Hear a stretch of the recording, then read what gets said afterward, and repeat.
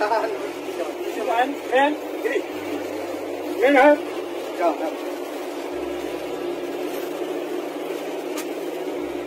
It's coming, huh? No man, yeah. No me. What's coming? Nakakabomba yan, walang tao.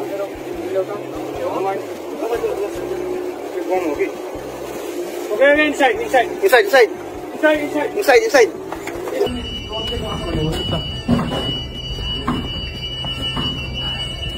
Bukas pa talaga ako. No problem. Easy. Pantarin nyo na. No. Helmet na lang. Bakit natin na naasiya ka? Ano yun? Bilis. Ano yung mutawag? Itawag, min. Dito sa lahat. Akyat lahat sa brace. Akyat lahat. Decimal 156 minutes. Request immediate assistance. We were hit by a bomb. Over. Lord, please, Lord. Mata-mata lang. Sir, mata-mata lang. Tingin lang muna sa labas. Tingin sa labas para ano. Tingnan nyo rin ang taas. Baka may mga drone. Wala na, lubog na. Lubog na yung pupa natin. Hindi naman basta-basta lulubog yan. Basta wala tayong ano.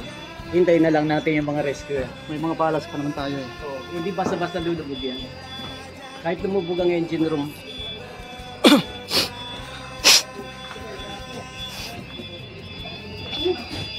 Lord, please. Wala talaga siguro, sir.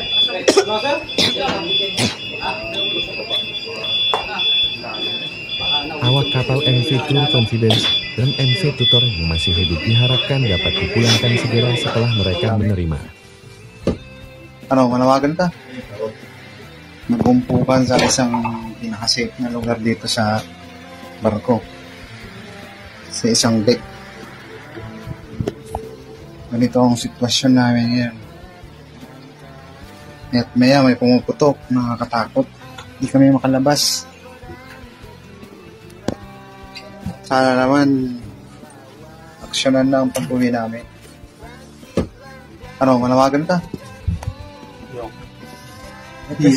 Memperkirakan mereka akan segera pulang, DMW juga mendesak pemilik kapal dan badan pengawakan untuk mengizinkan warga Filipina menolak penempatan kapal yang akan melewati Laut Merah, tempat sebagian besar serangan Houthi terjadi.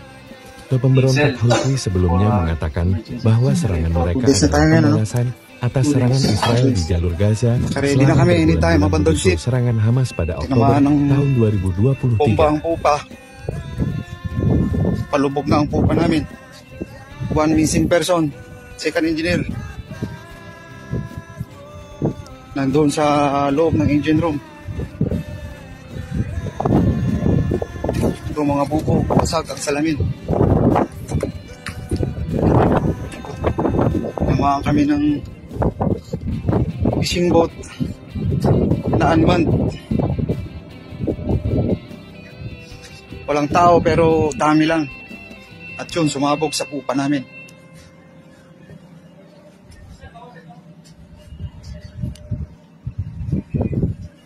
Sana safe kami lahat makauwi. Lord, help us.